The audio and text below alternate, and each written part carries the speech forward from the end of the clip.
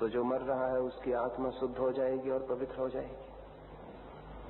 ये बातें अत्यंत धोखे की, अत्यंत झूठ है, और ये मनुष्य की अपने आप को धोखा देने की जो प्रवृत्ति है उसके सबूत है। मृत्यु के क्षण में चित्त की दशा वही होती है जो जीवन भर का सार संक्षिप्त होता है। जीवन भर चेतना ने जिस भांति गति की है उसका ही अत्यंत सारभूत अंश मृत्यु के समय मनुष्य के समक्ष होता है। मृत्यु सारे जीवन का आकलन है, मृत्यु है सारे जीवन का निचोड़। तो ये नहीं हो सकता कि सारे जीवन हिंसा की हो, मृत्यु के क्षण अहिंसा का विचार मन में आ जाए, ये असंभव है।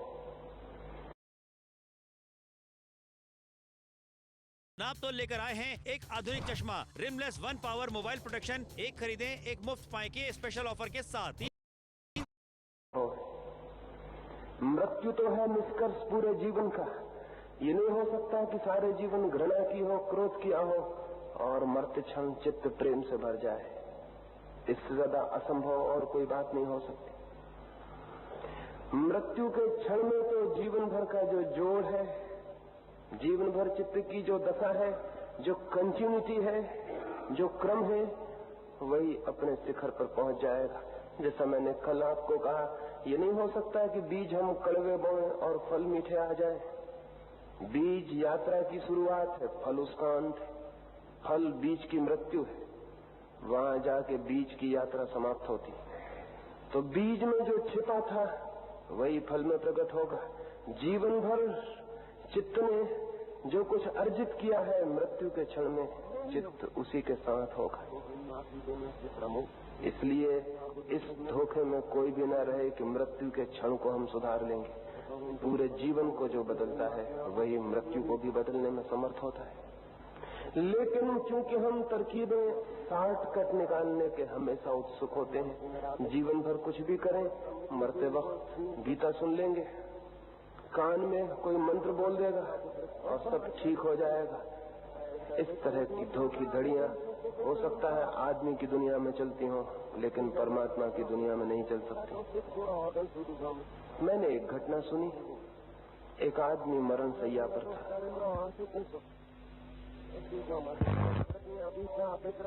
उसका सारा परिवार उसके पास इकट्ठा था। उसकी पत्नी उसके पैरों के पास बैठी थी। चिकित्सकों ने कह दिया था कि बचना असंभव है। मरने की अंतिम घड़ी आ गई थी। उस आदमी ने आंख खोली और अपनी पत्नी को पूछा, मेरा बड़ा लड़का कहाँ है? पत्नी के मन में हुआ, मृत्यु के क्षण में प्रेम का स्मरण आ रहा है। मृत्यु के क्षण में प्रेम का स्मरण आ रहा है। उसने कहा, घबराए ना, आपके बिस्तर के पास ही बाईं तरफ बड़ा लड़का मौजूद है। उसने पूछा, और मेरा छोटा लड़का? वो भी मौजूद था। पत्नी ने कहा, वो भी मौजूद। उसने कहा, और उससे छोटा? उसके 5 लड़के मौजूद। 5 लड़के को पूछने के बाद वो एकदम सोच के बैठ गया और उसने कहा, इसका क्या मतलब? फिर दुकान पर कौन बैठा? पत्नी सोच रही थी कि मरते वक्त वो प्रेम के कारण स्मरण कर रहा है। वो बेचारा हिसाब लगा रहा था कि दुकान पर कोई बैठा है या सब लोग नहीं इकट्ठे। जीवन भर जो दुकान सामने रही थी वो मरते वक्त दूर नहीं हो सकती। जीवन भर जो दुकान सामने थी वो मरते क्षण में भी सामने होगी, वही होगी। वो जो गीता पढ़ी जा रही है वो सामने नहीं हो सकती, क्योंकि चित्त कोई आकस्मिक घटना नहीं है, एक सतत क्रम। पूरे जीवन हम चित्त को निर्मित करते हैं, तो वो जैसा निर्मित होता है वही उसके समक्ष होगा। इसलिए एक मरते आदमी के कान में गीता और मंत्र सुनाने से ज्यादा नासमझी की और कोई बात नहीं हो सकती। और ये ऐसे धोखे हैं जिनके कारण हम लोगों को इस तरह की बातें सिखाकर अपने जीवन में भटकने का मौका दे देते हैं। मैं आपसे बहुत स्पष्ट ये कह दूं, धर्म का संबंध समग्र जीवन से है, समग्र जीवन से। कोई मरने के क्षण में धार्मिक नहीं हो सकता।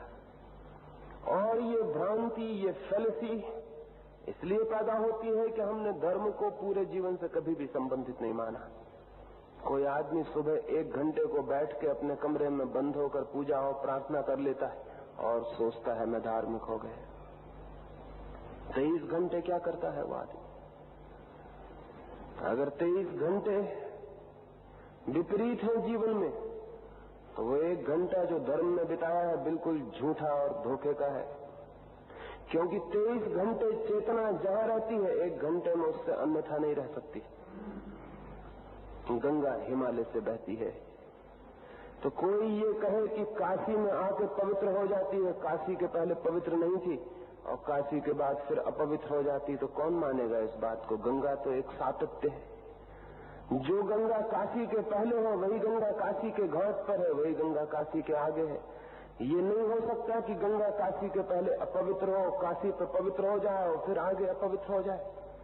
चित्त की भी एक गंगा है, चित्त की भी एक सतत धारा है।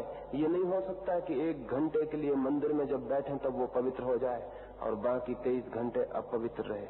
ये असंभव है। या तो चित्त की धारा पवित्र होती है या अपवित्र होती है, 2 के बीच तीसरा कोई विकल्प नहीं है। लेकिन हम धोखा देने में होशियार हैं और दूसरों को धोखा देने में तो है ही, खुद को भी धोखा देने में बहुत होशियार है। एक आदमी 23 घंटे कुछ भी करे, 1 घंटे मंदिर चला जाता है, तो क्या आप सोचते हैं उस मंदिर में ये दूसरा आदमी हो जाता होगा? ये कैसे हो जाएगा दूसरा आदमी उस मंदिर में? 23 घंटे जो ये था वही तो उस मंदिर में प्रवेश करेगा। 23 घंटे जो ये था वही तो उस मंदिर में पूजा करेगा। 23 घंटे जो ये था वही तो उस मंदिर में प्रार्थना करेगा। ये दूसरा आदमी कैसे हो जाएगा? चित्त कोई ऐसी बात तो नहीं है कपड़ों की भांति के उतार के रख दिया और जब हुआ तब पहन लिया और जब चाहा तब उतार के रख दिया। चित्त तो हमारी आंतरिक दशा है। इसलिए जो आदमी धार्मिक नहीं है वो मंदिर में बैठ के भी धार्मिक नहीं हो सकता, और जो आदमी धार्मिक है उसे किसी मंदिर में जाने की कोई जरूरत नहीं, वो जहां है वहां धार्मिक है। एक फकीर के बाबत मैंने सुना है, वो कोई 70 वर्षों तक निरंतर नमाज के लिए मस्जिद में जाता रहा। 5 नमाज उसने पूरी की और इस डर से वो कभी अपने गांव को छोड़कर दूसरे गांव में नहीं गया कि हो सकता है वहां मस्जिद न हो सकता है नमाज चूक जाए। 70 वर्ष की उम्र तक ये क्रम चलता था। बीमार था तो भी गया। कोई दिन ऐसा न था कि वो अनुपस्थित रहा हो। उस गांव के लोग मस्जिद और उस फकीर को एक ही साथ सोचने लगे थे। कभी कल्पना में भी नहीं आता था कि मस्जिद बिना फकीर के भी हो सकेगी। लेकिन एक दिन सुबह लोगों ने पाया कि फकीर नहीं आया है। सिवाय इसके कि फकीर रात मर गया हो, दूसरा कोई ख्याल किसी को नहीं आया। वे सारे लोग उस फकीर के घर की तरफ गए, लेकिन वे देख के हैरान हो गए। वो अपनी खंजरी उठाए हुए अपने झाड़ के नीचे बैठा हुआ गीत गा रहा था। वो जिंदा था, न वो बीमार था और न वो मरा था। तो उन सारे लोगों ने कहा कि आप बुढ़ापे में नास्तिक हो गए हो, ये क्या कर रहे हो? नमाज चूक गए। 70 वर्ष से जो बात नहीं चूकी थी वो आज चूक गए। वो बूढ़ा फकीर बोला, मैं भूल में था। मैं सोचता था कि मस्जिद में जाने तो धार्मिक हो जाऊंगा, लेकिन मैंने कभी ये ख्याल न किया कि मैं जो मस्जिद के बाहर हूं वही तो मैं मस्जिद के भीतर रहूंगा। अगर मैं बाहर अधार्मिक हूं तो भीतर धार्मिक कैसे हो जाऊंगा?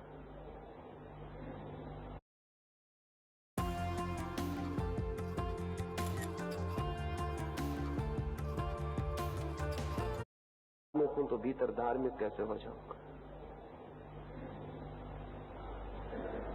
ये तो कल रात ही मुझे ख्याल आया कि 24 घंटे की चेतना अगर परिवर्तित हो तो ही परिवर्तन हो सकता है। मस्जिद जाने से कुछ भी ना होगा। और इसलिए आज से मैंने मस्जिद में जाना बंद कर दिया और आज से मैं उस कोशिश में लगा हूं कि मैं जहां भी रहूं वहीं मस्जिद में रहूं। अब मस्जिद में नहीं जाऊंगा। 2 तरह के लोग हैं, एक तो वे जो मंदिरों में जाएं और सोचें कि धार्मिक हो गए, और एक वे जो चित्त को इस भांति बनाएं कि वे जहां बैठे हों वहीं मंदिर हो। दूसरे तरह के व्यक्ति को ही मैं धार्मिक कहता हूं। वो जहां बैठा हो वहां मंदिर हो, उसकी मौजूदगी मंदिर हो, उसकी चेतना की सतत पवित्रता, उसकी चेतना का सतत आनंद, उसकी चेतना का सतत सौंदर्य, उसकी चेतना की सतत शांति और संगीत उसे धार्मिक बनाएंगे। इसी भ्रम में कि हम थोड़ी देर को धार्मिक हो सकते हैं, ये भी भ्रम पैदा कर दिया कि मरते वक्त अगर हम धार्मिक हो गए तो बात सब ठीक हो जाएगी। धार्मिक जीवन में इस बात से जितनी हानि पहुंची है और किसी बात से नहीं पहुंची। मनुष्य को समग्र आमूल चेतना बदलनी होती है, पूरी चेतना बदलनी होती है। खंड खंड और टुकड़ों टुकड़ों में बदलाहट का कोई उपाय नहीं है। चेतना है अखंड, इकट्ठी, और उसकी धारा है सतत, उसे पूरा ही बदलना होता है। तो जो व्यक्ति जीवन भर अपनी चेतना के जागरण में संलग्न होता है, उसकी शांति के लिए सतत प्रयासशील होता है। जहां भी है, जैसा भी है, वही अपनी चेतना को जागरूक, प्रबुद्ध करने में संलग्न होता है। जैसी भी घड़ियों में है, वही अपने मन को शांति और शून्य में ले जाने के लिए सतत ध्यानपूर्ण होता है। वही व्यक्ति धीरे धीरे अपनी चेतना धारा को बदल लेता है। फिर वो चाहे सोता हो, चाहे जागता हो, चाहे मंदिर में बैठा हो और चाहे मधुशाला में बैठा हो, इससे कोई फर्क नहीं पड़ता। उसकी चेतना, उसकी सतत चेतना एक क्रांति से परिवर्तित होती रहती है, गुजरती रहती है। वैसा व्यक्ति जीवन में आनंद को उपलब्ध होता है, जीवन में परमात्मा को उपलब्ध होता है। वैसा ही व्यक्ति मृत्यु के क्षण में भी परमात्मा को उपलब्ध होता है और पाता है। जो जीवन में नहीं पाया गया वो मृत्यु के क्षण में नहीं पाया जा सकता है। जो जीवन में पाया गया उसे मृत्यु के क्षण में खोया नहीं जा सकता है। इसलिए जो हम जीवन में पाते हैं, उपलब्ध करते हैं, अंत में वही मृत्यु के क्षण में हमारा साथी होता है। बाकी धोखे की बातें हैं कि कोई आदमी ने मरते वक्त नारायण नारायण का नाम ले लिया तो वो स्वर्ग चला गया। ये पापियों की इजादें। पापी कोई सस्ते रास्ते खोजना चाहते हैं कि राम राम कर लें और मामला हल हो जाए, पाप भी करें और राम राम लेके छुटकारा भी हो जाए। ऐसी होशियारी की बातें हमारे पापी चित्त की ईजाद। ये कोई धार्मिक चित्त की ईजाद नहीं है कि एक आदमी मरते वक्त जीवन भर हत्या करे, चोरी करे, बेईमानी करे, सोया रहे, मरते वक्त राम राम कह दे। ये कथाएं जिनने गढ़ी होंगी उनसे ज्यादा अधार्मिक लोग जमीन पर दूसरे नहीं रहे।